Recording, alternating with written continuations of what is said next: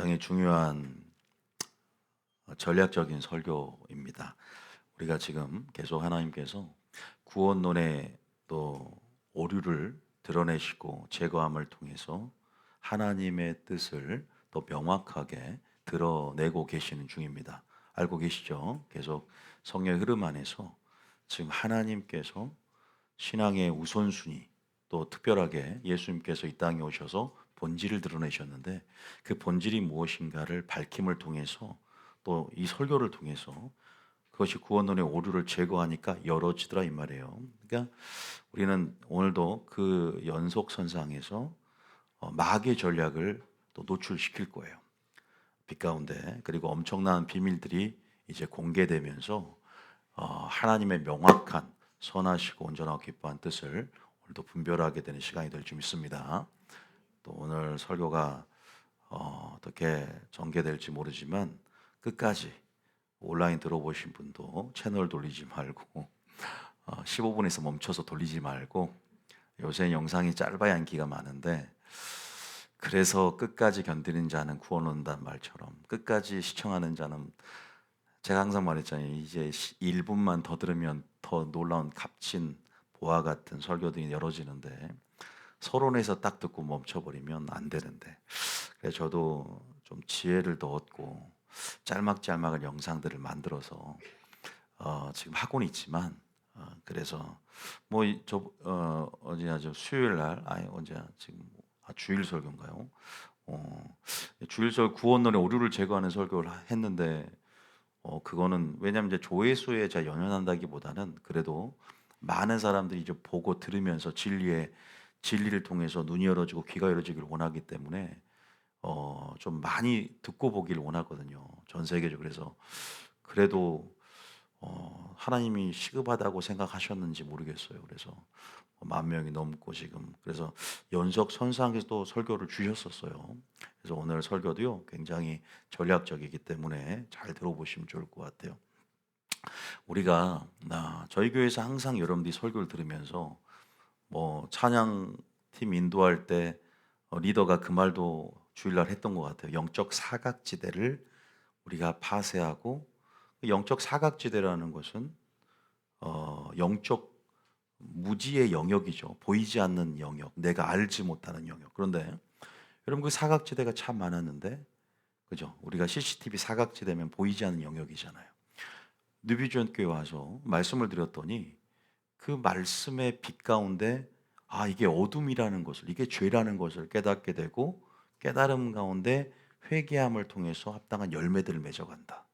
주님이 원하시는 일들이죠. 여러분들이 그런 부분에 있어서는 영적 사각지대의 그러한 부분에 대해서 굉장히 하나님께서 이제 온전한 전신갑주를 입을 수 있도록 하나님의 능력으로 무장시켜 주곤 있는데 그것의 위험성은 다 알고 있어요. 근데 오늘 그거에 대한 부분이 아니라 보이는 영역 속에서도 영적 사각지대가 아닌 영적 사각지대도 위험하지만 작은 틈이 있어요, 여러분이. 우리가 이미지화 시켜보세요. 그러니까 큰 균열, 작은 균열이 있을 수 있잖아요. 댐도 큰 균열도 있고 작은 균열도 있을 수 있어요. 그런데 여러분들이 이 작은 틈, 보이지 않은 영역 가운데 이 작은 틈이 얼마나 위험한지 몰라요. 얼마나 위험성을 내포하고 있고 이것이 얼마만큼 위험한 파급력, 부정적인 파괴력을 가지고 내 신앙과 내 신앙에 영향을 미치는지를 사람들은 잘 모르는 경우가 많습니다. 그래서 오늘 여러분들이 작은 틈을 막아야 된다. 왜? 마귀는요, 큰 틈을 좋아할까요? 작은 틈을 좋아할까요?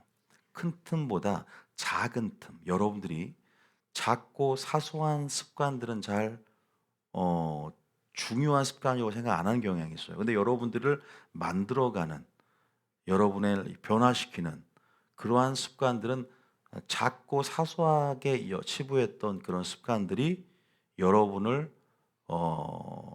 은밀하게 또 부지부식간에 변화시킨다는 것들에 대해서 알고 있어야 돼요. 말 같은 경우도 마찬가지죠. 여러분들이 작은 틈을 막지 않을 경우에, 그러니까 그런 생각을 해 보세요. 저는 다시 한번 마귀가 우리가 신앙이 있어서 여러분들이 작은 틈이라는 것, 마귀가 좋아하는 이 틈. 제가 틈의 정의에 대해서 지금 먼저 말씀을 안 드린 것 같은데, 틈이라는 것은 여러분의 어떤 상처일 수도 있고, 또 여러분들의 죄의 영역일 수도 있고, 불법의 영역일 수 있고, 또 여러분의 쓴뿌리의 영역일 수도 있고, 어쨌든 여러분들의 가치 판단 기준에 있어서 이것은 작은 죄야, 큰 죄야. 여러분들이 가치 판단을 나누면서 그런 틈이라는 것이죠. 전신갑주의 균열, 뭐 예를 들면 그러한 부분들을 얘기하는 거예요. 마귀는 틈을 공략을 하고 틈을 통해서 들어오거든요. 그것이 여러분을 점령하게 만드는 교두보 역할을 감당할 수 있게 만들 수 있어요. 그렇기 때문에 틈은 항상 메꿔야 되고 막아야 되고 틈이 없게 하게 만들어야 돼요. 그래서 다니엘 같은 경우는 고소할 틈이 없었다 그러죠. 그래서 우리는 틈을 주지 말라라는 말이 성경에 기록되어 있죠. 에베사장에. 어쨌든 큰 틈보다 더 무서운 것은, 더 부정적인 파괴력을 지닌 건 작은 틈인데, 이 작은 틈이 마귀가 역사할 수 있는 어떤 분명한 아이고 이게 너무 커요 이게. 일단 여러분 애가 이렇게 좋습니다. 갑자기 이것도 틈이 될 수 있는데, 합법적인 근거를 여러분 마련할 수 있다.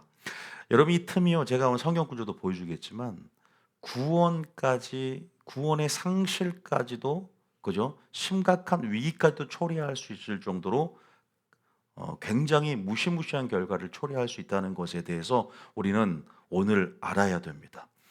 마귀는 분명히 이것이 작은 틈인데 여러분들이 관심을 갖지 않도록, 별로 신경 쓰지 않도록 만드는 것이죠. 만들고 있어요. 그런 부분에서 우리가 오늘 설교의 주제인데, 나의 작은 틈을 막아라. 여러분의 작은 틈이 무엇인가를 한번 오늘 살펴보는 시간이 되고, 무조건 막아야 된다. 먼저 이렇게 좀 말씀을 드리고요. 우리 한번 한 구절을 보고 한번 봐볼게요. 자, 먼저 갈라디아서 5장 9절 10절 한번 읽어보겠습니다. 갈라디아 5장 9절 한번 읽어볼게요. 시작. 적은 누룩이 온 덩이에 퍼지느니라. 나는 너희가 아무 다른 마음을 품지 아니할 줄을 주 안에서 확신하노라. 그러나 너희를 요동하게 하는 자는 누구든지 심판을 받으리라. 자, 제가 먼저 이 구절 한 구절 읽었습니다. 적은 누룩이죠. 자, 여기서 보면 큰 누룩이 아니에요.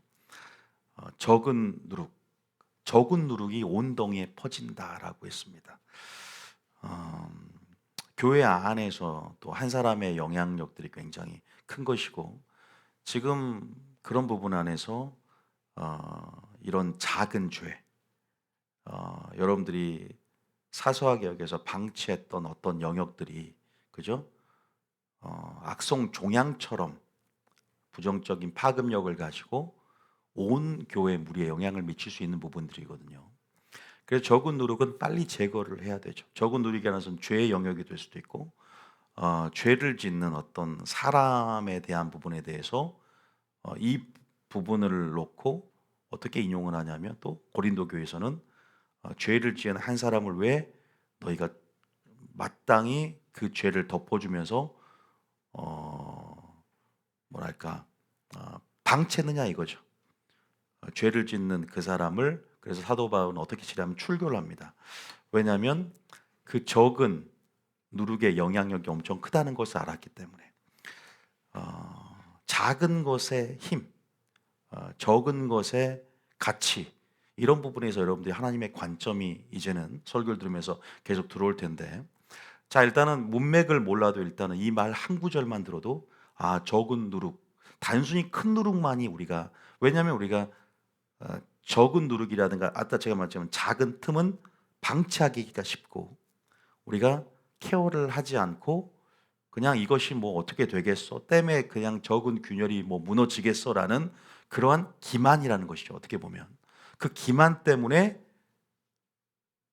그 기만을 통해서 교만해지는 것이고, 선줄로 생각한 자는 넘어질까 두려워해야 되는데 섰기 때문에 기만해 버리기 때문에 언제 난 넘어지지 않을 거야라는 그 기만 때문에, 그 기만 전술로 교회가 지금 전부 어떻게 돼요?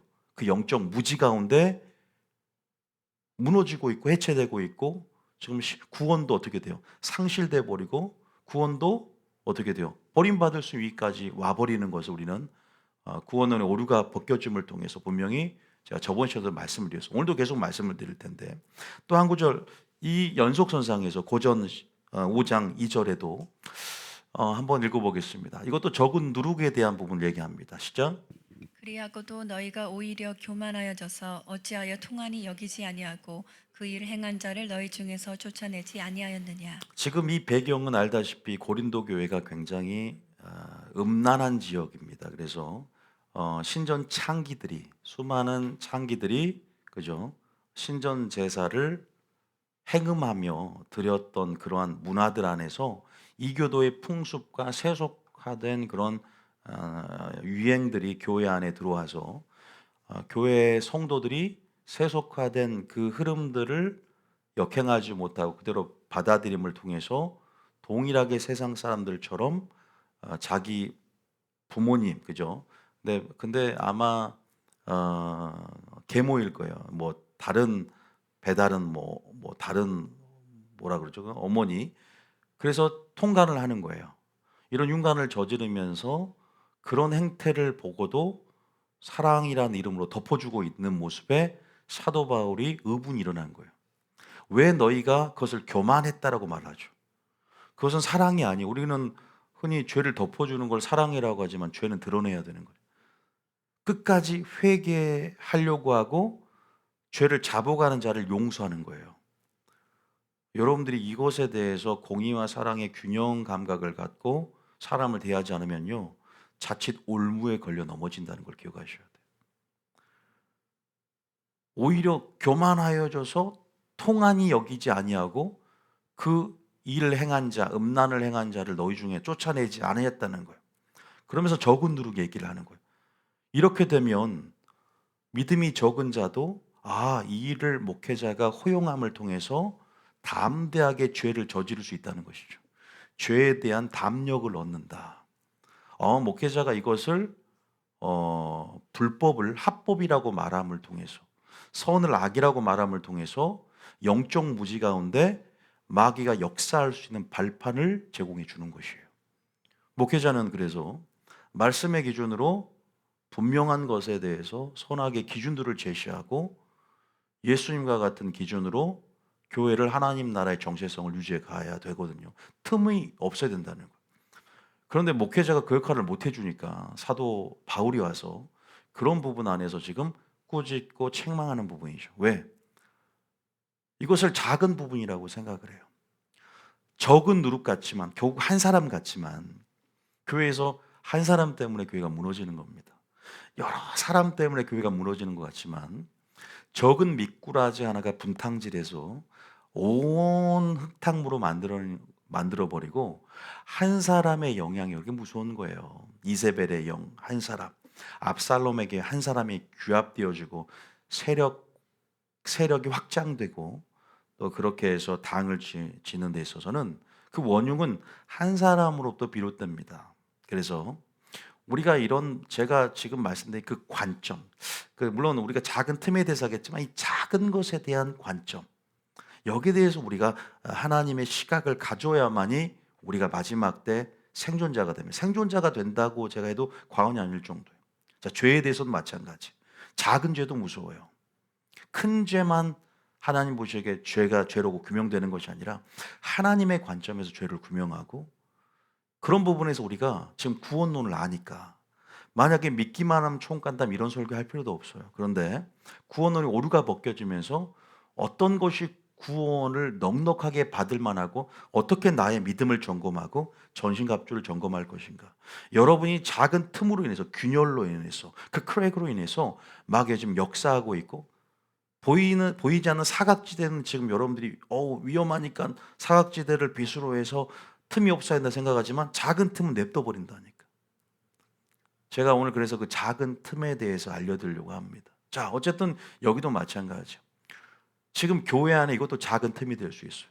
이게 한 사람을 용납해 버림을 통해서 마귀가 어떻게 활발하게 자신의 놀이터로서 이 고린도 교회가 방치되어지는 거야. 그래서 사도 바울은 얼른 시급하게 이 누룩을 딱 제거해 줘 버리는 거야. 어떻게 출교시켜 버리는 거야. 그게 사랑이에요. 그게 공입니다. 자, 그런데 출교시켜서 그 영혼을 그냥 갖다가 이 마치 이 당시에 출교는 컨텍스트, 그 당시에 정황과 상황적으로 진영 밖으로 쫓겨나는 거죠. 이스라엘 성막에서. 그러면 완전히 뭐예요? 고립되어지는 거죠. 그러면 출교되면 어떻게 돼요? 적어도 하나님을 찾다가 회개라도 할까봐 쫓아내는 거예요. 그냥 그 영혼이 미워서 쫓아낸 게 아니라 그 모든 상황 속에서 고립돼 버린 거거든요. 이스라엘이라는 그런 결속된 문화 제도권 밖으로 넘어가는 거니까. 얼마나 간절해지겠어. 나 이렇게 내가 잘못한 걸 크게 깨달을 거 아니야. 안에 있을 때는 모른다고요. 그래서 하나님이 시련을 주는 것도 죄를 깨닫게 하기 위해서 우리를 푸시하는 거예요. 자, 그런 의미들이에요. 그래서 3절부터 그런 지금 이 죄 짓는 한 사람을 어떻게 우리가 이 교회 안에 이것은 적은 누리게 될 수 있겠죠. 적은 틈이 될 수 있겠죠. 여러분은 이것을 사소하게 생각할 수 있지만 이걸로 인해서 야기되는 파급력 엄청나기 때문에 주님은 미리 사도 바울을 통해서 이런 상황에 대해서 어떻게 치리하고 우리가 행동해야 할지에 대한 교훈을 주고 있는 것이에요. 자, 3절 읽어봅니다. 시작. 내가 실로 몸으로는 떠나 있으나 영으로는 함께 있어서 거기 있는 것 같이 이런 일 행한 자를 이미 판단하였노라. 사도 바울은 이미 영으로 알고 있어요. 자, 4절입니다. 시작. 주 예수의 이름으로 너희가 내 영과 함께 모여서 우리 주 예수의 능력으로 5절에 이런 자를 사탄에게 내어 주었으니 이는 육신은 멸하고 영은 주 예수의 날에 구원을 받게 하려 함이라. 어쨌든 출교를 얘기합니다. 그래서 영은 구원을 받게 하려는 것은 회개라도 할 수 있지 않겠느냐. 그러면서 6절에 딱 결론을 하는데 시작. 너희가 자랑하는 것이 옳지 아니하도다. 적은 누룩이 온 덩이에 퍼지는 것을 알지 못하느냐. 보세요. 적은 누룩이 온 덩이 교회에 퍼진다는 거죠.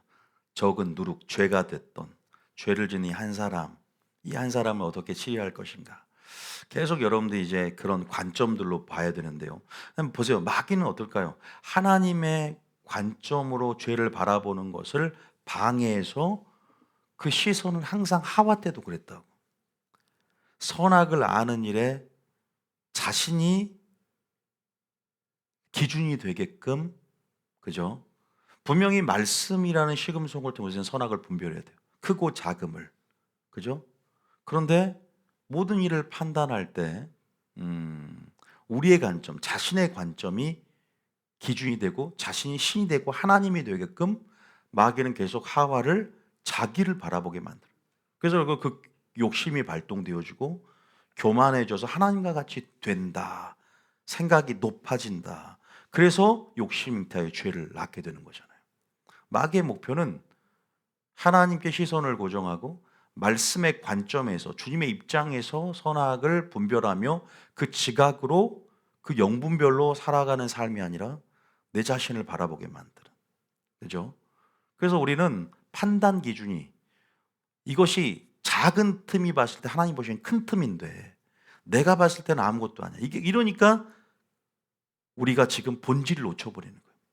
하나님의 관점에서 보면은 이것은 큰 건데 우리는 작다 여기니까 본질은 놓쳐버리고 사랑은 본질은 잃어버리고 큰 것만 이것만 하면 우리가 신앙생활은 안정되라고 착각에 빠져 있다는 거예요. 무슨 말인지 아시겠죠? 이런 것들이 굉장히 많은 것에 대해서 분명히 우리가 알고 가야 되는 거예요. 점검해야 되는 거예요.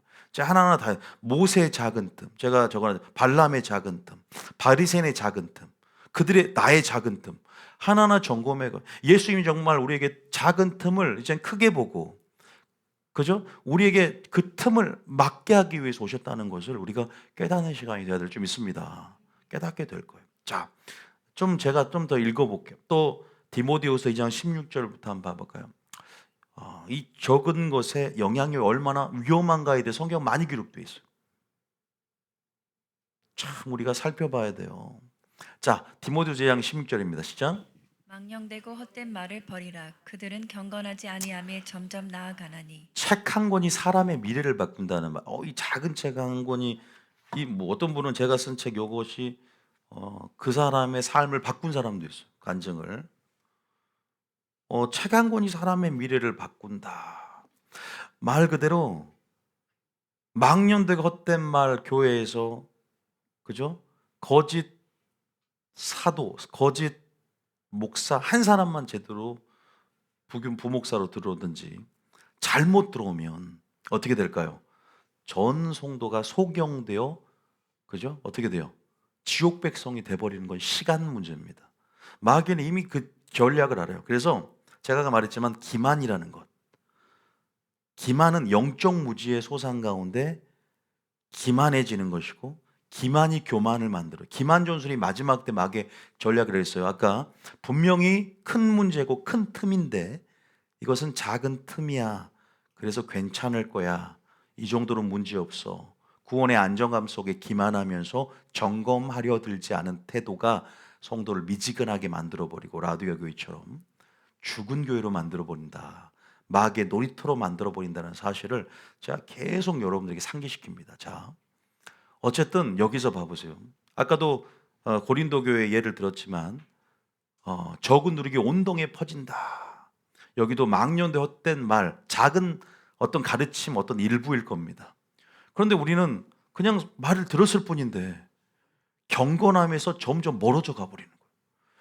나는 경건하게 살고 싶은데 설교를 그렇게 들으니까 경건함에서 멀어져. 왜? 목표 제시를 제대로 안 해주는 거예요.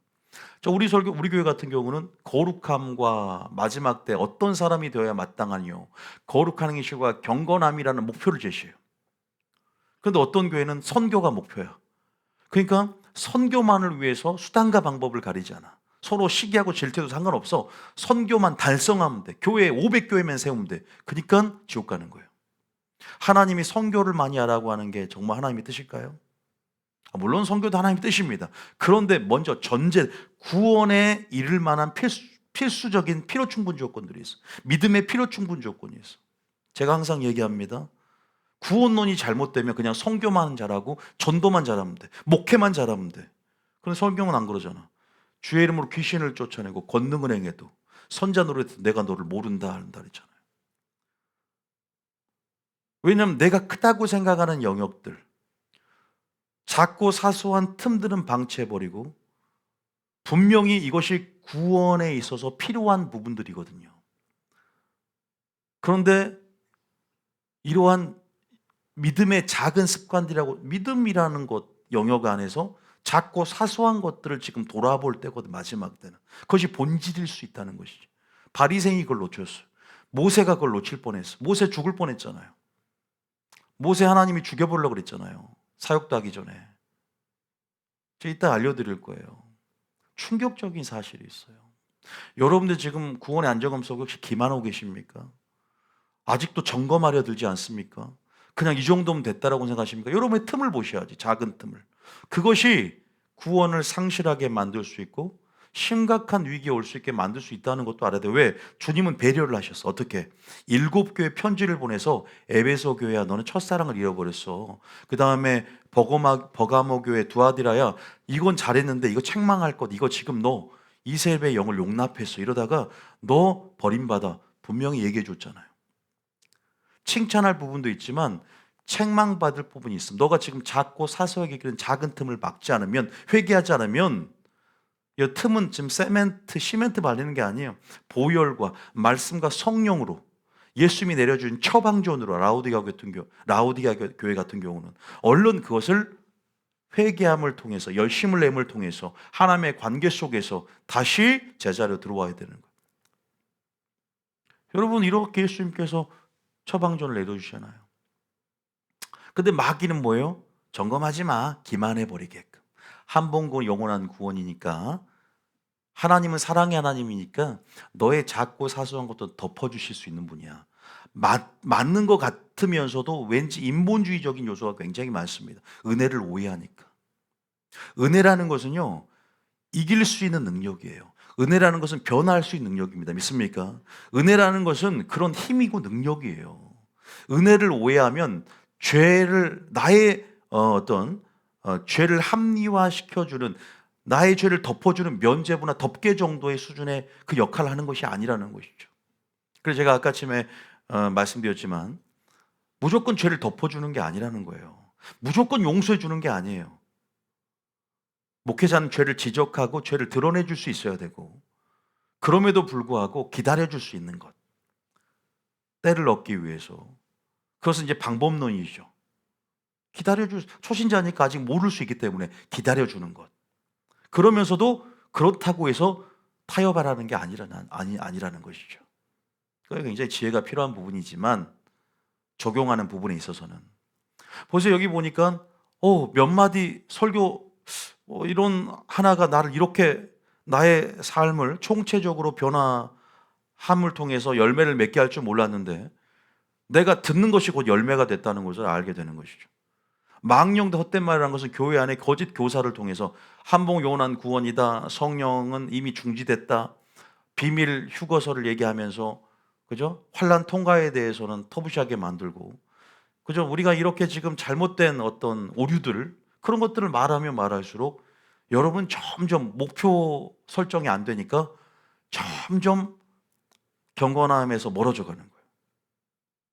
그래서 17절에 보세요. 아까 말했죠. 파급력이 엄청나기 때문에 속도도 빨라. 그들의 말은 악성 종양. 그 종양은요, 빨리 치유하지 않으면 금방 전이 속도가 굉장히 빨라요. 여러분들 긍정적인 말이 빨리 퍼져나갑니까? 부정적인 것이 빨리 퍼져나갑니까? 거짓말이나 부정적인 것이 속도가 엄청 빠릅니다. 네, 맞아요. 정말로 빠르더라고요. 간증하면 시간이 많이 걸릴까 봐 지금 할 게 많으니까 여기서 이중생략하고 넘어갈게요. 예. 그 보세요. 후메네오와 빌레도가 있는데 악성적, 그러니까 뭐라고 보세요. 18절에 어떤 이 교회 안에, 그죠? 어떻게 얼마나 소망과 믿음이 한꺼번에 무너져 버렸어요. 자, 18절 시작. 진리에 관하여는 그들이 그릇되었도다. 부활이 이미 지나갔다 하므로 어떤 사람들의 믿음을 무너뜨리느니라. 이 정도입니다. 이 정도예요. 여러분 경건에서 멀어져 버려요. 그러니까 교회 선택은 말씀 선택이에요. 교회 선택은요, 구원론 선택이에요. 구원론이 제대로 돼야, 첫 단추를 처음에 제대로 꿰야만이 옷이 바르게 이렇게 입을 수 있듯이 꼭 명심하셔야 돼요. 자, 여러분들 이제 하나하나 오히려 이 말씀을 들으면서 여러분이 점검해야 할 것은 여러분의 믿음을 살펴보면서 점검해 볼 것들을 생각해 보면 들으셨으면 좋겠다. 아가서 2장 15절 한번 볼까요? 또 마찬가지예요. 지금 또 성경에 나타난 작은 틈에 관한 구절에서 얼마나 큰 파괴력을 가지고 있는지 말하고 있죠. 아가서 2장 15절입니다. 시작. 우리를 위하여 여우 곧 포도원을 허는 작은 여우를 잡으라. 우리의 포도원에 꽃이 피었습니다. 보세요. 여기 이제 제가 아가서 강해를 예전에 했지만, 나중에 아가서 강해도 하겠지만, 거두절미하고 그냥 이 구절만 봤을 때 예수님과 우리의 관계를 파괴하는 것은 마귀죠.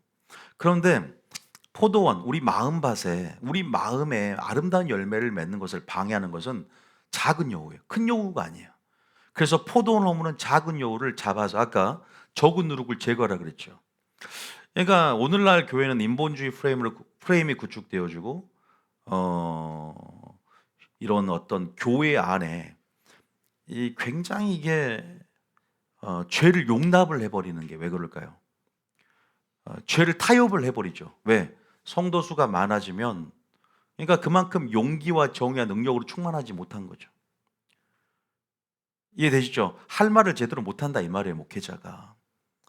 그것을 해줌을 통해서 분명히 선악을 하나님의 관점에 규정해주고, 그죠? 이것이 이것이 엄청난 파급력 있게 여러분의 신앙을 망칠 수 있다라는 것에 대해서도 하나님의 관점에서 하나님의 관점에서 죄를 볼 수 있도록 그렇게 말씀으로 빛을 비춰줘야 됨에도 불구하고, 오히려 목회자도 마귀 하순이 되어서 꿀먹은 벙어리가 되고, 또 아론과 같이 사단의 조롱거리가 되게끔 성도들을 금송아지 만들게끔 방치해버리고, 사울왕처럼 가장 살찐 소와 양을, 그죠? 다 죽이라고 했지만, 다 아말렉을 처단하라고 했지만, 인본주의적으로 그 말에 동조해서 그대로 성도들 말 들으면서 하나님 말씀을 어기고 나왔을 때, 얼마만큼 교회가 사단의 조롱거리가 되고 얼마만큼 하나님의 진노를 사냐 이 말이에요, 여러분. 그런 거 따지고 봤을 때 우리가 반드시 작은 요를 내돌아가 아니라 잡아야 된다. 틈을 줘서는 안 된다. 믿습니까? 우리가 이 마지막 때가 될수록 작은 틈이라도 보이지 않는 여러분 되시겠으면 축복합니다. 영적 사각지대 안 보이니까 이제 누비조님께 와서 주여 나의 영적 사각지대를 주의 말씀의 빛으로 비춰주셔서 보여주십시오. 그래서 죄를 보면 우리가 회개하고 나가지만 그렇게 차라리 돌아온 집 나간 탕자가 더 겸손함으로 더 살인하고 가늠한 사람이 더 하나님께 들어올 수 있는 확률이 더 커요. 더 커요. 근데 집안의 큰아들이 더 위험하다는 거예요. 믿습니까? 왜요? 기만해 버리잖아. 자신의 사소하고 작은 틈이 이것이 얼마나 악성 종양과 같은 성격을 가지고 있고 이 파급력과 이 전이력이 엄청나서 이제는 곧 자신은 분명히 죽을 텐데 쉽게 얘기하면 죄를 들어봐도 36.5도 이상이 되는 열이 나면 자각 증상이 바로 나타나고 보이기 때문에 병원에 찾아간다고요. 근데 이 보이지 않는 죄라고 하는 보이지 않는 영역 속에 어디에요 저기 간이 암이 걸리면 느껴지지도 않아요. 자각 증상도 없습니다. 이런 심각한 우리 안의 내적인 교만들 썩어가고 부패되지만 냄새 나지가 않는다고 해서 여러분 우리가 심각하지 않은 것이 아니지 않습니까? 이러한 부분에서 보이지 않는 죄가 더 이런 우리가 작고 사소한 습관 이 작은 죄라고 우리가 판단 기준이 되어서 우리가 그렇게 규정한 죄가 충분히 사망에 이를 수 있는 죄라는 사실들에서 우리는 그냥 기만하며 하나님의 사랑을 운운하면서 하나님의 은혜를 오해하면서 그렇게 기만하다가 주님 앞에 섰을 때 주여 문을 열어주자니까 이 불법을 행한 자라야 나를 떠나가라. 네가 어디서부터 왔는지를 모른다 할 수 있다면 여러분 그때 가서 누굴 원망하냐? 목사님 왜 그때 알려주지 않았습니까? 이렇게 다 절규하고 있다고 우리 간증 들어봤잖아요. 목사님 말은 그때 들을 걸. 나는 그것이 이단인 줄 알았어. 목사님 왜 우리 성도들에게 왜 하나님 죄에 대해서 버려야 된다고 알려주지 않았습니까? 왜 한 번 구원은 구원이라고 해서 우리가 기만하게 만들었습니까? 라우디가 교회 보세요. 나는 부자라. 영적 실상을 보면 눈먼 소경이요. 그죠? 다 벌거벗었고, 그죠? 이렇게 심각한 상태에서 주님께서 처방전을 내려줄 때 영적 착각 속에서 바리새인처럼 착각에 빠져 있을 때 적어도 설교를 들으면서 주님의 관계 속에 말씀을 통해 처방전을 내려준 게 살아있을 때가 은혜인 줄 믿으시길 바랍니다. 심판대 앞에 섰을 때는 그때는 항변도 못해요. 그때는 유국무원이건을 그랬어요. 그때는 진짜 말 그대로 속된 말로 찍소리 못한다고요. 왜? 유국무원. 알면서도 행하지 않은 사람이 있고 그때는 몰라서 영적 무지 가운데 근데 영적 무지는요. 착각은 자유가 아니에요. 착각은 사망이에요. 지금 우리가 알만한 때 십자가 이후에 핑계댈 게 없어졌습니다. 믿습니까? 사도행전 17장 보면 십자가 이후에서 더 이상 핑계댈 게 없어요. 이미 전 세계에 복음이 전파되고 지금 알만한 것들을 성령을 통해 증거하고 전도자를 통해 증거하며 하나님은 선자를 일으켜서 당신의 뜻을 다 전파하고 계신다. 믿습니까? 여러분 취해야 되고 지금 회개해야 되고 지금은 작고 사소한 틈들을 점검해 가야 될 줄 믿습니다. 어쨌든 이 흐름을 타고 계속 들으셔야 돼. 그래야 익숙해져요, 진리가. 포도원을 허무는 작은 여우를 잡으라. 제가 뭘 말씀드리고 싶습니까? 이런 작은 틈에 관한, 작은 것에 관한 이런 부분에 대한 파급력과 영향력에 대해서 제가 말씀을 드리고 있는 것입니다. 자, 그러면 뭘 또 얘기를 해봐야 되냐? 그렇다면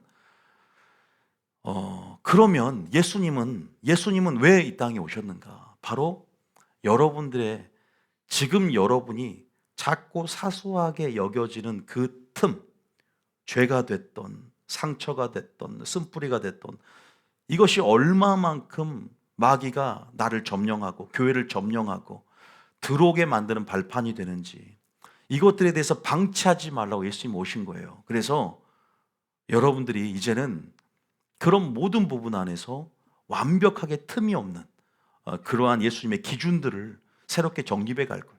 왜냐하면 여러분들이 선하게 하는 일의 기준에 대해서 작고 큼을 여러분의 기준에서 판단해 설정했지 않습니까? 예수님이 오면 그 기준, 네 기준이 아니라 내 기준, 예수님의 기준으로 설정해서 크고 작음을 주님께서 설정해 줄 거예요. 믿습니까?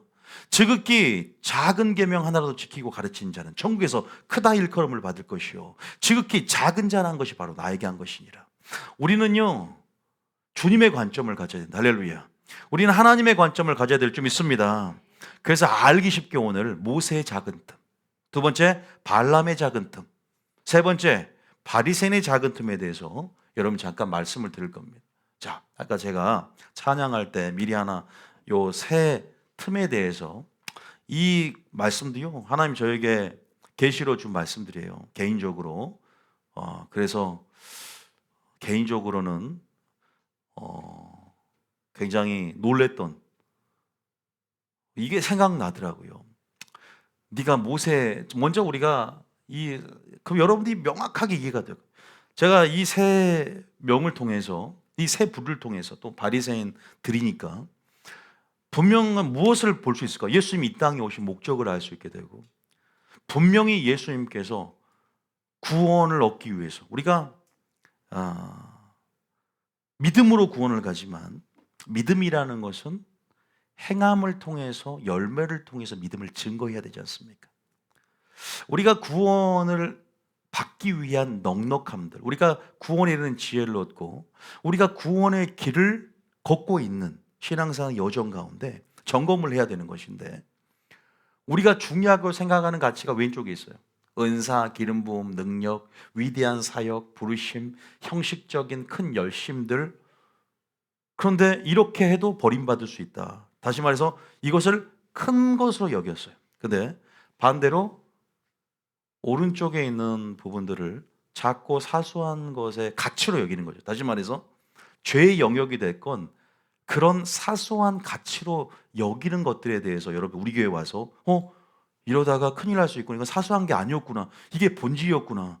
예수님을 닮는 것이 지엽적인 무엇이 아니라 단순히 선교하고 전도하는 것 이거보다 더 중요한 게 예수님을 닮는 것이었구나. 이런 차원의 큰 가치로 여겨지는 제가 말씀드리면 그래서 여러분들이 결국 우리가 구원론에 있어서 오류가 제거되고 결국 주님 오실 때 담대하게 설 만한 그러한 영적 스탠스뿐만 아니라 그러한 믿음의 자세, 믿음의 삶의 형식을 가질 수 있도록 오늘 하나님께서 말씀을 주기를 원하세요. 자, 쉽게 말하면 발람 얘기도 해드렸지만 제가 모세부터 한번 해봅시다. 왜 모세부터 할까요?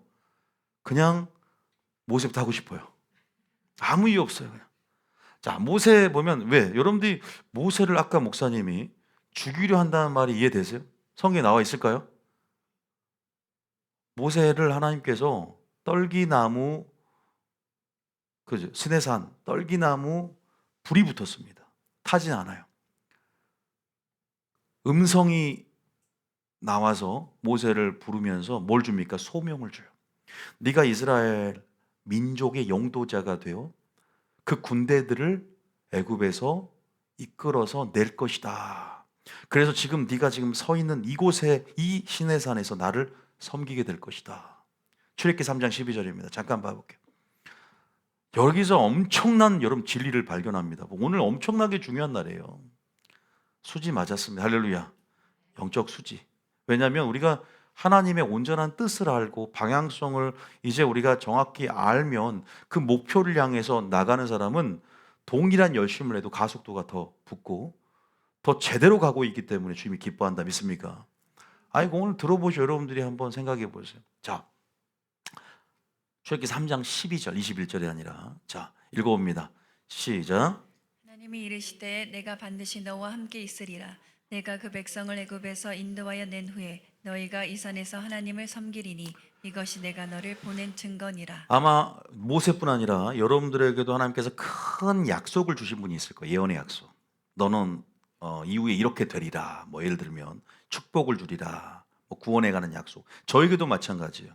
뉴비전 교회를 주셨고 큰 세일의 영광과 비전들을 제 마음속에 제시하셨고 저에게도 꿈이 있습니다. 그런데 모세도 똑같죠. 이런 소명을 주면서 3장에 소명 주고 4장은 또 애굽으로 가는 여정이죠. 4장 넘겨볼까요? 순서대로 4장에 죽이라는 장 봐봅시다. 4장 넘겨보세요. 몇 절에? 15절인가요? 몇 절에 나와 있죠? 제가 4장 몇 절에? 24절인가 보면, 자, 애굽으로 이제 시내산에서 미디안 광야에서 40년의 여정, 이제 80세가 되어서 이제는 소명받고 가요. 왜? 바로를 대면해야 될 거 아니야. 4장 가는데 보세요. 24절에 시작. 모세가 길을 가다가 숙소에 있을 때에 여호와께서 그를 만나사 그를 죽이려 하신지라. 여러분, 여기서 우리가 우선순위 알아야 돼요. 위대한 사역이 중요한 게 아니라는 거예요. 하나님의 가치에 있어서는 지금 왜 죽이려 했을까? 이유가 먼저 뭘까요? 자신의 아들의 할례를 행하지 않았다고 죽이려 들었어요. 근데 자신의 아내가 지혜롭게 돌칼로 할례를 행해서 그 위기를 모면합니다. 우리가 이것은 왜 갑자기 출애굽의 구속사 역사 이야기에서 왜 이 장면을 집어였을까? 하나님의 의도가 분명히 있고 이 구속사 안에서 하나님의 뜻에 온전한 뜻에 대한 계시를 숨겨 놓으셨는데 분명히 여러분 이제는 볼 수가 있을 거예요. 위대한 사역보다 뭐가 중요하냐? 지금 할례라는 게 뭘까요? 이제 그럼 할례에 대한 얘기가 펼쳐나와야 돼요. 근데 저는 할례에 대해서 나중에 따로 설교를 해드릴게요. 근데 오늘은 할례가 뭐냐면 여러분 봐보세요.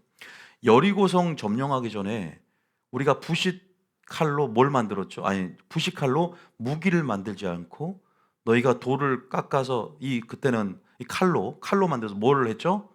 남자들의 포피를 베고 할례를 행하라고 그랬어요. 아니, 전쟁에 할례를 행하면 어떻게 될까요? 남자들은 한 3, 4일 꼼짝도 못 하잖아요. 그죠? 힘을 못 쓴단 말이에요. 다 누워 있어야 돼요. 그런 부분 안에서 이것이 무엇을 말할까요? 할례라는 것은 하나님의 관계를 재정립하라. 바로 할례를 통해서 하나님의 백성임을 드러내는 외면적인 표지가 되고, 또 할례는 그냥 귀로만 들으세요. 신약에 와서는 세례로 바뀌는데 단순히 물 세례 받고 그런 어떤 퍼포먼스가 아니라 로마서 6장의 세례라는 것은 죄에 죽고 하나님께 대해 산 자로서 의의 종로로 타는 사람이 되겠다. 순종을 통해서 거룩함에 이른 열매를 맺는 사람이 되겠다는 이제는 그러한 삶의 신앙 고백이에요. 믿습니까? 다시 말해서 하나님과의 관계예요. 또 이것을 좀 더 넓은 의미에서 하면 예배를 의미합니다. 사역보다 뭐가 중요하죠? 예배가 중요하지만 어떤 사람은 선교 전도가 중요해요. 하나님이 나에게 보는 부르심이 커. 그것을 위해서 수단과 방법을 가리지 않는 것, 이게 과연 맞는 말일까요? 내가 교회 전 세계 500교회를 세는 걸 목표로 삼는 것, 이 목표는 거룩한 목표임에도 불구하고 이 목표가 우상이 되면 잘못되는 사람이 굉장히 많아요. 내 삶이 예배자가 되지 않고 사역에서 능력이 나타나면 그냥 사역이 구원에 있어서 그것이 뭐랄까 조건이다. 구원의 필요 충분 조건이다. 아니죠. 우리가 보면 구원은 믿음으로 돼야 되며 그 믿음은 열매. 다시 말해 열매는 뭘까요? 바로 예배를 통해서, 하나님의 관계를 통해서, 순종을 통해서. 믿습니까? 우리가 이러한 구원론에 있어서 우선순위가 회복이 돼야 되는 거예요. 모세가 우리가 생각했을 때는 우리가 큰 가치가 뭐냐? 우리가 작게 여기는 가치는 할례일 수 있지 않습니까? 무엇이 여러분 큽니까? 자, 그리고 또 여기서는 어떤 우선순위를 얘기할까요? 사역보다 예배가 중요하고 또 사역보다 뭐가 중요하다는 거예요? 가정을 얘기합니다. 자, 디모데서 5장 8절입니다. 엄청난 중요한 가치들이 굉장히 많이 들어있어서 이거 하나만 설교 갖고도 한 시간 할 수 있지만 오늘은 개괄적으로 큰 맥락들, 이것이 바로 우선순위구나. 자, 왜 안 틀어주세요? 딤전 5장 8절. 자, 읽고 옵니다. 시작. 누구든지 자기 친족 특히 자기 가족을 돌보지 아니하면 믿음을 배반한 자여 불신한 자보다 더 악한 자니라. 여러분 혹시 여기도 나와 있지만요. 감독을 뽑는 자격 요건에 어떻게 나오세요? 자기 자식들을 잘 다스리는 자라야 한 교회의 영적 지도자로 뽑을 것이다라고 나와 있어요. 어떻게 자신의 자식들을 돌보지 못하며 교회를 돌보리오라고 써 있다고 성경에요. 제가 지금 안 찾아드렸지만 우리가 이렇게 이런 말씀 구조들을 보면서 저도 마지막 때 사단이 가정을 파괴하려고 듭니다. 그리고 우리가 여기서 균형을 잃어버리면 가정이라는 것이 하나님 나라의 모형으로서의 역할, 그리고 어떠한 동력이 될 수 있는 가장 최소한의 단위지 않습니까? 우리가 빛과 소금 역할을 감당할 때도 소금이라는 것은 그 불이 등경 위에 있나니 가정에서부터 비춰나가니까 뭐 어디에 새는 바가지 바깥에서 안 새랴 우리 말이 있듯이 착한 행실이라는 빛은 이렇게 가정에서부터 작은 단위에서부터 점진적으로 확장이 되어지는 거예요. 우리가 하나님의 관점이 뭔가를 제가 계속 구속사를 공부하고 목회자가 되면서 하나님을 알아가면서 친밀함 속에서 야, 하나님이 어떤 데 관점을 갖고 왜 지극히 적은 것에 충성된 자 이미 큰 것을 맡기만 그리시 되어 있는가를 하나하나 지금 깨닫고 있어. 그래서 야, 신앙이라는 건 왜 기본에 충실해야 되는가에 대해서 정말 저는 알았어. 본질이 뭔가. 이런 설교를 들으면 들을수록 그냥 우리가 이제까지 약간 뭐랄까 우리가 선하게 하는 일에 하나가 되는 자기 기준이 우상이 되고 예수님이 설정한 기준이 아니에요. 다시 말해서 하나님의 관점으로 죄를 보고 하나님의 시각과 통찰력, 식견으로 다시 한번 신앙생활들을 성령의 계시와 조명 가운데 바라보면서 점검해 가는 것. 그래서 예수님이 답답하니까 예수님이 오셔서 야, 바리새인들아, 그렇게 하면 너를 구원 못 받아. 니들 하루살이는 걸러내지만 낙타는 삼키네. 본질을 잃어버리고 다 놓쳐버리고 율법의 형식을 큰 것으로 여기면서 정말 중요한 것을 작게 여겨버리고. 할렐루야. 예수님이 그래서 그것을 교정하러 오셨고 시정하러 오셨고 율법을 폐하러 온 것이 아니라 완전케 하러 왔다고 하면서 진짜 율법의 더 중한 바가 뭔지를 드러놓으셨단 말이에요. 하나님의 의도가 뭔가. 예수님을 보낸 것은 죄에서 구원받는 그런 뭐랄까 그 역할을 더 뛰어넘어서 더 많은 영적 어떤 역할들을 감당하기 위해서 오셨다는 것을, 그 목적들이 있다는 것을 우리가 알고 그 목적에 합당한 삶을 살아내야 되거든요. 뜻을 모르니까 내 마음대로 그냥 기만해 버리는 것. 이 기만은 결국은 아까 말했지만 한봉구 영원한 구원이다. 칼빈의 교리, 그 교리의 영향력, 전통적인 계시관에 묶여서 교리의 색안경을 끼고 그냥 뭐예요? 뭐 하고 싶냐? 편안하고 싶으니까. 왜 한 번 구원이다가 인기가 많을까, 여러분? 왜 한 번 구원 영원한 구원이 아니다가 인기가 없을까요? 왜 그럴까요? 여러분 대중적인 가요를 보면 대중 가요를 보면 굉장히 편안하고 익숙한 거예요. 왜 부담이 없잖아. 그러니까 마음대로 중독성이 흥얼거리면 대중 가요 같아요. 한 번 영원한 구원이다가 편해요. 아, 말하기 싫어. 한 번 구원은 영원한 구원이 아니다가 좀 편해요. 한 번, 한 번, 힘들어. 한 번 영원한 구원이다가 더 편하지 않습니까? 왜? 마음이 편안하잖아. 하나님의 사랑 운운하면서. 그러니까 제 설교가 인기가 없을 수 있어요. 선지자들 인기가 없어요. 다 죽이려 들었지 않습니까? 그 말 듣기가 싫다고. 그 말 한 번만 하면 네 고향에서 전하지. 그 말 한 번만 더 하면 죽여버렸잖아. 에레미야 죽이려 들었고 핍박하고. 그래서 의를 위하여 핍박을 받는 자는 복이 있는데 진짜 의를 위해서 핍박을 받는 것은 진리를 전하고 있는 거예요. 할렐루야. 핍박을 받는 건 진리를 전하고 있는 것을 믿으시길 바랍니다. 인기에 연연하지 마세요. 성도들이 많이 모이는 곳에 연연하지 마세요. 여러분 자신의 믿음을 체크하시고 여러분이 하나님 앞에 개인적으로 담대할 수 있는가를 생각하시겠으면 축복합니다. 보세요. 할례는 뭐예요? 결국 하나님의 관계 안에서 예배, 또 좋아요. 사역도 중요해요. 제가 사역이 안 중요하다는 게 아니라 그만큼 가정도 중요하다. 믿습니까? 가정 안에 믿음의 도에 순종하는 삶이 중요해요. 남편과 아내로서의 믿음의 도, 여기에 대한 설교도 한번 할 겁니다. 남편 간의 믿음의 도가 뭐냐? 여자의 머리가 남자라는 거 아십니까? 저는 조선시대 얘기를 하고 있는 게 아니에요. 하나님이 설정해 놓은 기본적인 가정의 질서가 있고 그 질서 안에서 어떻게 열매를 맺어야 되는가. 너희 아내가 그죠? 생명의 유업을 받을 함께 받을 그릇으로 여기고 존귀하게 여기되 그렇지 않으면 너희 기도가 막힐 것이다라고 베드로는 말하고 있어요.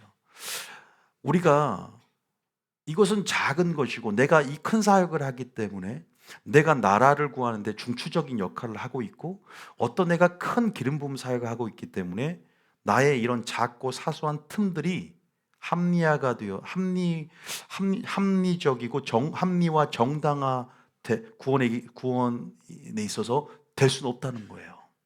이 틈 때문에 마귀의 역사에서 결국 자신은 나라를 구하고도 영혼은 멸망할 수 있다는 것에 대해서 간과해서는 안 됩니다. 믿습니까? 그래서 균형을 이루어야 되고 하나님의 뜻이 뭔가를 알아야 돼요. 저는 분명히 말씀드릴 수 있어요. 모세 보세요. 큰 사역 맡겼는데 주님이 죽이려 들었다니까. 주님이 그냥 퍼포먼스하고 겁주는 게 아니에요. 진짜 죽이려 들었어요. 그러나 공의를 충족했기 때문에 할례를 행하지 않았으면 죽었어요. 모세 말고 다른 사람을 대체했다고. 그 사람 말고. 그러나 아내의 지혜 덕분에 할례를 행함을 통해서 왜? 출애굽의 목적이 뭔지 아세요? 결국은 할례지 않습니까? 언약을 맺고 하나님의 관계로 부르시고 초청하는 거잖아요. 할렐루야.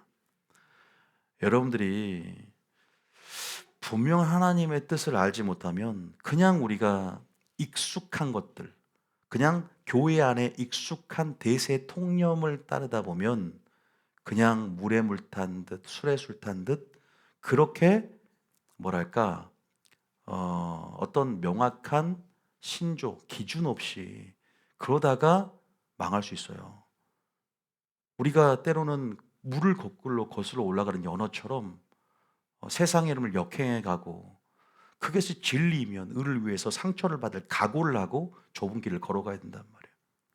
그 진리를 아는 것, 정확한 진리 안에 목표를 세우고 지금 마지막 때일수록 대가를 지불하며 일사각오의 정신으로 달려가는 또 성령 충만함이 필요한 줄 믿으시길 바랍니다. 지금은 느껴지지 않을 겁니다. 피부로 체감되지 않지만 이제 환란이 올 것이고 더 큰 환란이 올 것이고 주님은 여러분의 믿음을 테스트하는 시련과 연단의 시기로 들어오게 될 거예요. 개인적으로. 왜? 진짜를 얻기 위한 하나님의 작업들이 들어가요. 진짜를 얻기 위해서 여러분 테스트가 온다고요. 작업들이 들어간단 말이에요. 여러분이 테스트 가운데 놓인다니까요. 물가 테스트, 기도의 300문서만 테스트한 게 아니에요. 하나님 우리를 낮추고 시험하사 네 마음이 어떠한지 명령을 지키는지 안 지키는지 하나님이 시험함이라 그랬어요. 사랑하는지 여부를 테스트한다고. 진짜인지. 진짜는 환란을 이깁니다. 믿습니까? 좁은 길을 끝까지 가고자 해요. 버림받지 않기를 원하는데요. 죄송하지만 누군가는 버림받을 수 있어요. 여기에서. 저는 물론 다 버림받지 않기를 원하죠. 저도 마찬가지죠. 두렵고 떨림으로 그걸 이루어가면서 하나님 말씀하십시오. 정확한 기준을 좀 하나님 알려주십시오. 그 기준을 알아야 하나님의 지각과 영분별 하나님의 관점으로 나는 이것을 자꾸 사소하게 그냥 치부해버렸던 그냥 아버지 그냥 관심 없었던 이런 영역들이 틈이 될 줄 몰랐다는 것이죠. 본질인데 중요한 것인데 이 하나님의 요구를 이것을 하나님 제가 내팽개치듯 작은 습관으로 사소한 것으로 치부하며 살았다. 회개하며 나가야 되는 거죠. 그래서 가정을 이제 여러분들이 어떻게 우리가 살피고 예배를 더 중요히 생각하면서 나가야 할 부분이 필요한 것이죠. 자, 모세는 여기까지 할게요. 더 할 수 있지만 발람도 한번 해볼까요? 발람 우선순위를 얘기하자는 거예요. 보세요. 발람 여러분들이 생각하면 발람도 하나님과의 관계 속에서요. 충분한 성령 안에 기름 부음이 들어왔어요. 발람 여러분들이 민수기 23장, 24장, 22장 읽어보시면 3장을 할애해서 갑자기 신앙생활을 상징하는 민수기에 발람을 왜 3장이나 집어여서 얘기했을까요? 이스라엘 민족을 축복하는데 예수님을 예언하는데 너무나 기가 막힌 예언을 합니다. 그 예언에 있어서 정확성은 놀랄 정도입니다. 발람은요, 그래도 하나님의 관계 속에서 당나귀를 통해서 그 불법을 행하는 것에 있어서 그죠? 막아줄 정도로 하나님은 발람을 사랑하셨고 그럼에도 불구하고 발람의 내면 속에 탐심은 막지 못했어요. 돈, 탐욕, 탐심. 목회자 예를 들면 아무리 사역적으로 놀랍도록 주의 이름으로 선지자, 예언자 역할을 하고 주의 이름으로 귀신을 쫓아내고 주의 이름으로 권능을 행해도 발람이 무엇의 대명사입니까? 불법의 대명사예요. 불법이란 게 뭐죠? 돈 탐심으로 인해서 어그러진 길, 바른 길을 떠났다 해서 바른 길을 떠났다는 처음엔 바른 길, 적어도 주님의 관계 속에 바른 길을 떠나 미혹되어 버리는 것이죠. 근데 본인이 미혹당하니까 미혹하는 자가 돼 버려요. 그래서 발람은 구약에 보면 발람의 교훈이라고 하면 항상 미혹해 하는 대명사로서 발람을 그렇게 악명 높게 대명사 쓰임 받습니다. 그래서 두아디라 복음하면 발람의 교훈을 따른 자. 이것은 한봉우 영원한 구원이다처럼 영지주의 흐름 안에서 마치 니골라당의 교훈과 같은 거예요. 그러니까 뭐예요? 미혹하는, 잘못된 교훈으로 미혹하는 그런 대명사서 발람이 악명 높아졌어요. 발람은 정도에서 떠나버리는 거예요. 왜? 근데도 보세요. 발람 버림받아 지옥 가요. 근데 처음에는 보세요. 발람 근데 은사는 완벽해요. 예언하는 거 한번 봐보세요. 예수님도 완벽하게 예언했어요. 축복도 얼마나 성령의 기름 부음이 강타하니까 예언 사역에 있어서도 근데 예언 사역을 잘해도요 지옥 가는 거예요. 그러니까 뭐 은사가 목적이 되면 안 되는 거예요. 기름 부음 사모하는 사람들 많이 와요 저희 교회에. 근데 그 기름 부음이 목적이 아니라 하나님의 얼굴을 구해야 돼. 믿습니까? 하나님은 여러분 테스트할 거예요. 하나님은 분명히 불의 연단의 시험을 통해서 욥을 보세요. 마귀가 참소할 때 어떤 근거로 정말로 까닭 없이 하나님을 경외하리까라고 묻잖아요. 까닭이 없어야 돼. 까닭이 오직 예수님이 돼야 돼. 믿습니까? 예수님 손에 들려진 무엇 때문에 예수 믿는 사람들. 초신자 때는 괜찮아요. 초신자 때는 아직 모르기 때문에. 그러나 시간이 때가 오래됨으로 마땅히 선생이 되고 흘러가는데도 영적 지식으로 자라가지 못하면 그 게으름으로 인해서 결국은 열매 맺지 못함을 통해서 하나님께서 이 무익한 종아, 악하고 게으른 종아, 왜 열매 맺지 못했느냐? 내가 시간을 충분히 주지 않았느냐?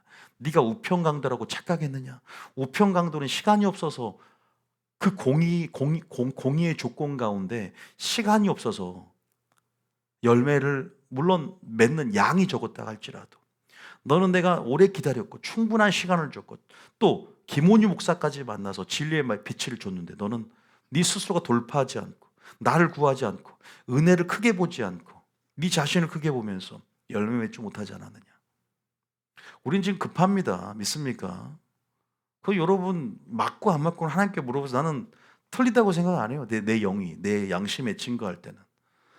그러나 이런 설교를 한국교회가 대부분 싫어해. 80% 이상이. 왜? 한봉우 영원한 구원이다에 미혹돼서 어디 그냥 것들을 많이 느껴요. 목회자가 저에게 전화를 걸어도 제가 하는 설교에 시비를 거는 사람을 보면 자신이 옳고 그름의 기준이라고 말하는 전제를 깔고 얘기한단 말이에요. 이 교단이 말하고 있는 정통적인 신학의 어떤 방향성을 전제로 깔고 조금만 틀리면, 그죠? 하나님만이 판단자고 하나님만이 옳고 그름의 시비를 판단할 수 있는 분이라고 저는 믿고 그때 심판대 앞에서 보자는 거죠. 그런 부분 안에서 참 안타까운 일들이 많습니다. 그러나 소신 있게 가지 않으면 쉽지 않은 사역인 것 같아요. 지금 보세요. 우리가 지금 잠깐 얘기했지만 우리가 여러분들 오른쪽 편에 있는 예배에 관련돼서 이것이 전제가 되고 이렇게 가야 되거든요.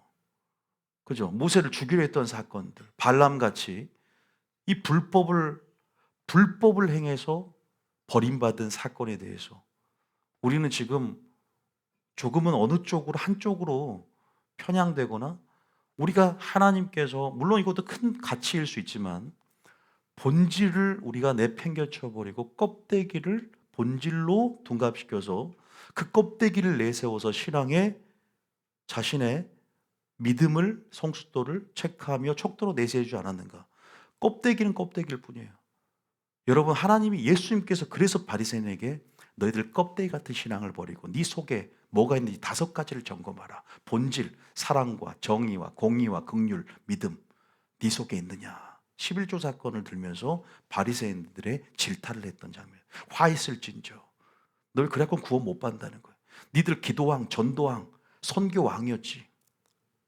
온 육지를 두루 다니다가 한 사람을 얻으면 배나 더 지옥 백성 만들어버리는 그 목사들에게 주님은 화를 선포한단 말이에요. 마지막 때 바리새인이 교회를 덮고 있어요. 마지막 때 우리는 분명히 분별력이 성령의 기름 부음이 많아지면 미혹도 많아지고 마지막 때 분명히 이렇게 홍수와 정보가 홍수처럼 쏟아지는 마지막 때 설교도 마찬가지. 이럴 때 영적 기갈이 오기 때문에 사랑도 떨어지니까 진리도 땅에 떨어지고 마지막 진리를 찾기가 쉬워지지가 않아요. 진짜 모래바늘에서 모래사장에서 바늘찾기입니다.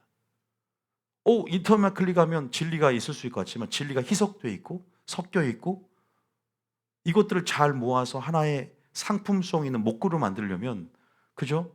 우리가 이런 것들이 쉽지 않은 지금 여러분들이 좋습니다. 한번 다른 설교 들어오면서 진리를 물론 취합할 수 있는 은혜가 있다면 좋지만 쉽지 않은 것을 제가 유튜브를 봐도 그래요. 물론 목사님만이 김원희 목사님이 절대적인 기준이냐? 제가 기준이라 말한 적도 없어요. 우리 예수의 말씀만이 기준이지만 그것은 여러분 안에 있는 영이 판단해서 동의할 때 우리가 모이는 것이고 저도 오류를 수정하려고 하는 겸손이 있다면 하나님이 저를 은혜 가운데 이끌어갈 줄 믿습니다. 그럼에도 불구하고 저는 확실한 것에 거하는 것이 뭔지에 대해서 놓치지 않아야 할 것이 무엇인지에 대해서 확실히 잡고 가야 돼요. 구원론에 있어서는 절대 타협해서도 안 되고 가장 중요한 구원론 오류들은 반드시 제거하면서 우리가 구원론이 열어지기 때문에 이런 우선순위라든지 본질의 사역들이 보여야만이 믿음을 점검할 수 있다. 믿습니까? 이제 여기에 대한 도들은요 자세히 들어가요. 이제 그 목사님이 이런 믿음의 도에 대해서 뭐 가정안 이것도 들어야겠죠 나중에. 그죠? 기도만 많이 하지 말라니까요. 가정 좀 살피고 기도만 많이 하지 말고 예배자가 되고 말과 행실 좀 살피고. 근데 이것은 다 내팽겨져. 왜? 기도 많이 하니까 상관없는 거야. 주님 싫어하는 것들이 뭐가 있다 그랬어요? 시기, 질투, 이간질하는 것, 망령된 혀. 하나님이 직접적으로 얘기했고 이것이 성품이 되고 이것이 종노릇 하듯이 그 죄의 굴레에서 빠져나오지 않고 점검하지 않을 때 그 작은 습관이 지옥 가기에 충분하다는 것에 대해서 말을 하고 경고를 해도 4가지 사건 중에 주를 시험, 원망, 간음, 마지막에 원망하는 자.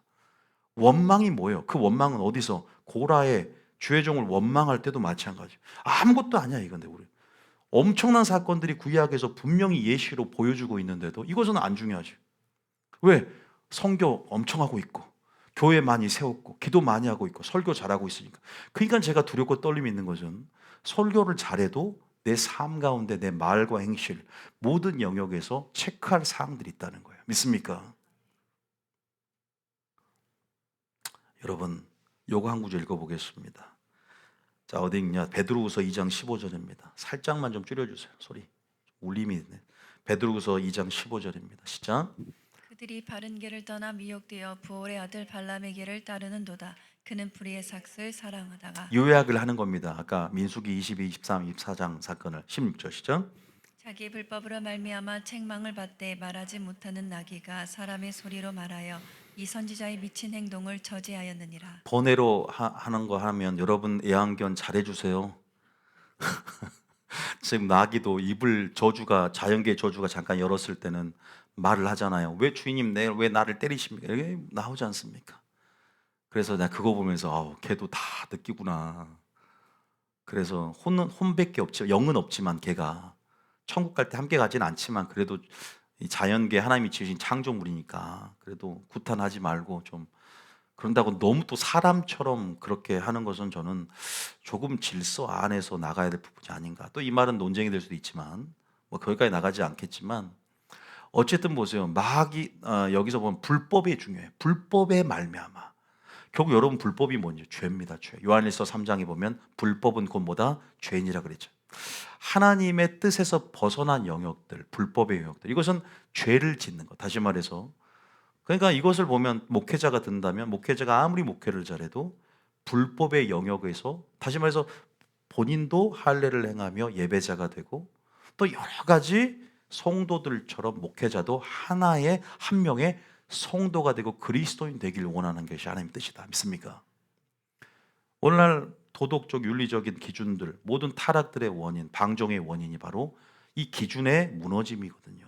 그래서 다시 한번 이 기준이 좀 높여서 말하면 율법적으로 보인단 말이에요. 그러나 높인 것 자체가 바로 예수님이 원래 그 정도로 높여놓은 것을 사람이 낮춰버렸기 때문에 구원의 문턱을 낮아 보이는 거예요. 아니, 높아 보이는 겁니다. 그러나 원색적으로 예수님처럼 잘한다면 그게 맞아요. 그래서 우리가 진리에 익숙해지면 내 삶의 습관이 되면 어떤 걸 들어도 무너지지 않지만 한 번 고는 영원한 구원에 기만당한 사람들은 이런 설교 들으면 율법주의라고 매도할 수밖에 없는 거예요. 오, 이렇게 기준이 높아? 뭐냐면 믿음과 행함을 딱 분리시켜서 그렇게 생각하면서 행함만 얘기하면 행위 구원이다. 행함만 얘기하면 이 행함이 바로 믿음의 동전의 앞뒷면과 같은 믿음의 분명한 증거가 될 수 있는 요소들인데 거기에 대해서 오해를 많이 하게 됩니다. 영적 무지가 결국은 사망 이르게 하는 것이죠. 그래서 한 구절 더 보면 마태복음 7장 알지만 몇 절이죠? 22절 22절에 읽어봅니다. 시작. 그날에 많은 사람이 나더러 이르되 주여 주여 우리가 주의 이름으로 선지자 노릇하며 주의 이름으로 귀신을 쫓아내며 주의 이름으로 많은 권능을 행하지 아니하였나이까 하리니. 모니터 좀 낮춰주시고 조금 울림이 있어요. 자, 귀신을 쫓아내고 권능을 행하지 아니하였나이까죠. 보세요. 뭐라고 합니까? 근데 뭐라고요? 아까 발람 얘기를 하는 거예요. 이거 발람 얘기입니다. 23절입니다. 시작. 그때 내가 그들에게 밝히 말하되 내가 너희를 도무지 알지 못하니 불법을 행하는 자들아 내게서 떠나가라 하리라. 좀 이해가 되지 않습니까? 마지막으로 하나만 마칠 텐데 뭘 할 거냐? 이제는 바로 바리새인들입니다. 가장 중요합니다. 그래서 저는 바리새인의 설교를요 굉장히 또 시리즈로 원래는 해야 돼요. 그래야 바리새인과 예수님의 대결 구도를 통해서 그들의 행태를 주님께서 분명히 비판하시면서 자신의 뜻을 역설적으로 더 드러내셨다는 거죠. 오늘날 종교화돼 버린 이런 교회 작금의 모습 가운데 바리새인 영이 지배함을 통해 잠자는 영이 지배함을 통해서 하나님 나라가 종교가 되고 있어요. 그러니까 굉장한 열심을 내는 특징을 갖고 있죠. 열성적이에요. 그런데 방향성이 틀어져고 왜? 하나님의 기준으로 죄를 바라보고 하나님의 기준으로 분명히 신앙 안에 방향성 가운데 열심을 내야 되는데 스스로가 아까 말씀드렸지만 교회가 이것은 괜찮다. 이것은 작고 사소한 것이기 때문에 이 틈은 막에 역사할 수 없다. 보이는데도 틈을 막지 않는다는 거죠. 자, 무슨 말이냐? 자, 11조 한번 얘기를 들어봅시다. 11조 사건이 있습니다. 하나 어떤 사건이냐? 마태복음 23장 23절입니다. 자, 마태복음 23장 23절 두 구절을 읽을 거예요. 예수님께서 이 땅에 오셔서 드러내고자 하는 본질 5가지가 들어있는 얘기입니다. 자, 시작. 화 있을진저 외식하는 서기관들과 바리새인들이여 너희가 박하와 회양과 근처의 11조는 들이되 율법에 더 중한 바 정의와 국률과 믿음은 버렸도다. 그러나 이것도 행하고 저것도 버리지 말아야 할지니라. 그럼 24절에 맹인된 인도자여 하루살이는 걸어내고 낙타는 삼키는도다. 먼저 제가 23절 24절이 얼마만큼 중요한 구절인지 신약을 열 수 있는 핵심 구절 두 구절입니다. 예수님이 이 땅에 오신 목적을 설명할 수 있고 굉장히 키가 될 수 있죠. 지식의 열쇠가 될 수 있는데요. 서기관과 바리새인들, 오늘날 교회의 영적 지도자들에게 하나님께서 화를 선포하면서 우리가 경종 울리면서 드려야 할 내용이죠. 박하 회양과 근처라는 것은 율법에 규정되지 않는 그러한 식물들이에요. 굳이 11조까지 안 해도 되는 그러한 어떤 작은 풀떼기들이에요. 풀떼기들.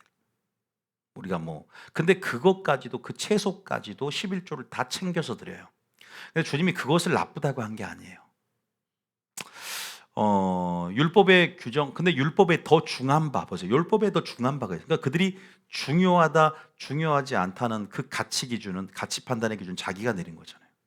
예수님은 예수님의 기준, 내가 너희를 사랑과 같이 서로 사랑하라. 그 가치 기준, 그러니까 예수님의 삶이 기준이 되는 거예요. 예수님이 전하신 진리가 기준이 되는 거예요. 구약에서부터 신약까지 하나님의 의 되신 하나님 자신의 삶의 생애와 그분의 가르침이 의의 기준이 되는 거예요. 믿습니까? 그러한 성품과 사역의 열매들이 예수님이란 모범을 통해 완벽하게 제시된 거예요. 그러면서 뭐라고 하냐? 야, 율법이 나는 완전케 하러 왔는데 율법은 폐한 게 아니야. 더 중한 바 이 본질, 너희들이 작고 사소하게 여긴 이것이 빠졌다는 거죠. 바로 정의와 긍휼과 믿음 세 가지를 얘기합니다. 저희도 이게 뭐예요? 정의는 뭐예요? 공의, 제다카, 디카요시네, 그죠? 우리가 이 정의, 공의 함께 교우적으로 쓰이는데 항상 제가 사랑과 공의 얘기했죠. 그 얘기예요. 긍휼은 뭐예요? 사랑. 그래서 사랑과 공의라는 말이에요. 정의와 긍휼은 사랑과 공의. 믿음은 뭐 신, 우리의 믿음 생활할 때 그 믿음, 하나님께 대한 믿음, 그것이 빠졌다는 거예요. 그냥 형식이 가장 그들에겐 큰 가치가 되는 거예요. 내용과 과정. 저는 결과보다 과정을 중요시 여긴다 그래서 하나님의 관점을 봤을 때. 우리는 그냥 워십만 잘하면 돼. 설교만 잘하면 돼. 어떤 결과만 잘하면 될 것 같지만 드리는 과정 속에서 어떤 중심으로 냈고 어떤 중심으로 두랬던 가부처럼 드렸는지에 대해서 그 과정을 보이지 않는 영역들을 다 체크하고 계신단 말이에요. 우리는 근데 액수만 중요해. 많이 심은 것이. 아니죠. 그러니까 우리가 여기에서 올무에 빠지면 안 된다는 거예요. 우리가 이 구원이라는 것이 주님께 속해 있지만 주님은 자신의 말씀대로 동일한 말씀을 심판한다면 우리가 적어도 주님께서 명령하신 것에서 즉히 작은 계명이라도 하나라도 알면 지키고 행하는 자가 되어야 됩니다. 믿습니까? 계명을 지키라. 영생을 얻게 너희가 계명을 지키라. 나를 사랑하면 나의 계명을 지켜라 그랬잖아요. 계명을 지키는 건 율법 얘기를 하는 게 아닙니다. 사랑하기 때문에 주님의 말을 사랑하는 거예요. 믿습니까? 산상순의 삶이 계명을 지키는 삶이잖아요. 디카요시네라는 것은 하나님의 의, 그 의가 예수님을 통해서 우리의 삶의 양식으로 디카요시네라는 삶의 양식으로 자리 잡는 거예요. 예수님의 핵심은 디카요시네고 사도 바울의 핵심은 디카요시네, 하나님의 의였단 말이에요. 하나님의 액션, 하나님의 행위, 신적 행위, 그분이 몸소 우리 구속사 안에서 보여주신 당신의 영광, 우리에게 요구하시는 그 의의 실천, 의를 이루어가는 과정 속에서 우리와 사람과의 관계 속에서 하나님의 형상들을 보고 하나님이 존재를 증명해 나가는 거예요. 믿습니까? 우리의 열매를 통해서. 하나님께서 그것을 원하시는 거예요. 그게 딱 빠지고 그냥 종교인들처럼 그럼 불교 가는 게 낫죠. 자연도 있고. 똑같이 사랑을 강조한다면. 우리는 그러한 가짜가 아니라 하나님이라는 출처에서 그 관계 속에서 순종을 통해서 우리에게 법을 주셨고 그래서 말씀대로 살고 말씀하신 여호와의 믿음의 도, 여호와의 도를 지켜 의와 공도를 행하게 하려고 아브라함을 택한 것처럼 공의와 정의를 사랑을 아브라함에게 택해서 명령하신 것처럼 그대로 미가서에서도 사람아 주께서 요구하는 것이 인자를 사랑하고 헤세드를 얘기하죠. 공의를 행하고 정의를 행하며 겸손하게 하나님과 함께 행하는 것이 아니라고 구약에서부터 이미 말씀하셨다고. 예수님께서 오셔서 어떻게 해요? 야, 정의와 긍휼, 믿음 두 가지 빠진 거 뭐예요? 사랑과 공의는 어디 있어요? 누가복음 11장에 나와 있죠. 5가지 사람이 사랑과 공의와 정의와 긍휼과 믿음 압축한 뭐예요? 사랑과 공의를 얘기하는 거예요. 구약의 째다카는 법대로 행하다는 뜻이야. 뜻대로 행하다. 째다카가 이 히브리어가 헬라어로 디카요시네가 되었고 이 디카요시네가 얼마나 중요한가? 하나님의 의. 심판의 개념과 어떤 윤리적으로 순종의 개념과 그죠? 신적 행함 그리고 우리 선물로서의 개념을 다 포괄적으로 아직도 하나님 의에 대한 규정이 미비해요. 신학계 논쟁도 있고. 그럼에도 불구하고 우리는 분명히 예수님의 기준, 예수님의 기준을 통해서 우리가 하나님의 의를 명확하게 우리에게 지금 제시하고 있고 알려주고 있는 것을 우리는 다 알고 있어요. 여러분, 다시 말해서 맹인된 인도, 소경되면 안 돼요. 이 사절에 보니까 하루살이는 부정적인 생물이에요. 또 낙타 밑줄 올려보세요. 낙타도 뭐예요? 부정적인 동물이야. 둘 다 부정적이야. 근데 이들이 하루살이는 포도주 마실 때 체에 걸려. 아주 곱게 걸어. 하루살이는 부정적인 거 알아요. 근데 낙타는 더 부정적인데 삼켜버려. 본질을 잃어버리는 거예요. 사소한 규정을 지키려고. 박하와 운치와 그 회양의 11조 좋습니다. 주님 뭐라 한 게 아니야. 본질이 빠진 거예요. 하루살이와 낙타는 비슷한 언어 유희 소재를 통해서 하나님께서 이 하루살이를 걸러 이런 수사학적으로 자신의 어떤 분명 그들의 영적 무지를 더 드러내는 표현들을 하고 있는 거예요. 이게 바로 한국교회를 향해서 지금 우리를 향해서 야 너희들 하루살이를 걸러내고 지금 낙타를 삼키노다. 무엇이 사소하냐? 무엇이 중요하냐? 율법이 더 중요한 바. 왜 너희들이 중하고 경한 것을 따지냐 이 말이에요. 예수님의 관점에서 분명 우리가 나눌 수 있어야 돼. 선악을 구분할 수 있어야 되고. 다시 말해서 신앙의 우선순위 가운데 무엇이 중요합니까? 무엇이 여러분의 틈입니까? 무엇을 점검하지 않고 있냐 이 말이에요. 마귀는 그 틈을 통해 역사하는데 믿습니까? 점검해 가라 이 말이에요. 가정, 예배, 불법을 행하는 것들, 예배자로 살아내는 것들, 계명을 지키는 삶들, 단순히 뭔가 큰 액션, 큰 사역, 단순히 내 생각했을 때 물론 이것도 중요하고 근데 11조도 하나님이 중요하고 그러나 이것도 행하고 저것도 분명히 하나님 앞에 드려져야 된다고 말씀하고 있는 거예요. 여러분 그 문맥을 얘기합니다. 여러분 예수님께서 이 구절 말고도 나는 제사를 원하지 않고 뭘 원한다 그랬죠? 자비를 원한다 그랬어요. 다시 말해 우리의 삶 가운데 하나님의 성품이 드러나기를 원하신다는 거죠.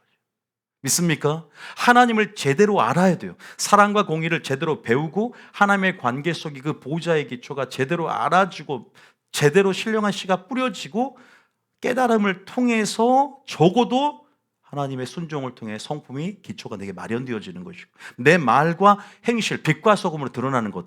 우리가 이것에 대한 가치가 얼마나 큰지. 제가 빛과 소금 얘기하면 굉장히 시시콜콜하게 생각한단 말이에요. 빛과 소금이 예복이라는 사실을 믿으시길 바랍니다. 빛과 소금이 예복이 되는 것. 왜냐하면 예복은 곧 옳은 행실, 빛은 뭐예요? 착한 행실, 같은 의미예요. 그래서 여러분의 삶이 어떠냐? 가인을 왜 예배를 받지 않았냐? 삶이 악했기 때문에. 악한 자에 속하여. 단순히 주일 성수만 문제가 아니란 말이에요. 온라인 예배 들었냐 이 논쟁보다 내 삶이 예배냐 이거 살펴봐야 되는데 이것은 터부시하고 삶은 악해도 주일 성수는 목숨 걸고 해요. 어차피 지옥 갈 건데 주일 성수를 왜 하나? 삶이 악한데 말 행실도 마귀에게 속해 있는데 가인처럼 주일 성수만 한다? 아니 우리가 하나하나 점검해 가보자는 거죠. 그러니까 주일 성상이 나쁘다는 게 아니에요. 주일 성수도 목숨 걸고 하는 것에 있어서 하나님이 그 중심을 보시고 또 하나님의 나를 존귀케 여기는 그 중심, 겸손. 제가 여기에 대해 설교할 것도 많지만 제가 말하는 것은 어떤 전제가 되지 않는 상황 속에서 내가 옳고 크다는 것에 대한 가치를 크게 여기면서 정말 하나님 말하는 본질을 점검하지 않고 전제되지 않는 삶 가운데 잘못된 열심만 내는 사람들이 어떻게 돼요? 위험하다는 거죠. 그래서 하나님이 로마서 10장의 바리새인을 향해서 이렇게 말한 거예요. 로마 10장 2절 3절 마치겠습니다. 이제 중요한 걸 했기 때문에 여기까지 하고 자 2절입니다. 시작. 내가 증언하노니 그들이 하나님께 열심히 있으나 올바른 지식을 따른 것이 아니니라. 보세요. 열심만 있지 지식을 따르지 않았어. 자 3절입니다. 시작.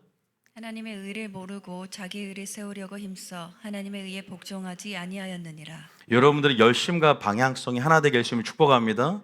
마지막 호세아 6장 6절하고 마칠게요. 결론입니다. 호세아 6장 6절에 시작. 나는 인애를 원하고 제사를 원하지 아니하며 번제보다 하나님을 아는 것을 원하노라. 보세요. 제사가 창조의 목적입니다. 제사가 출애굽의 목적입니다.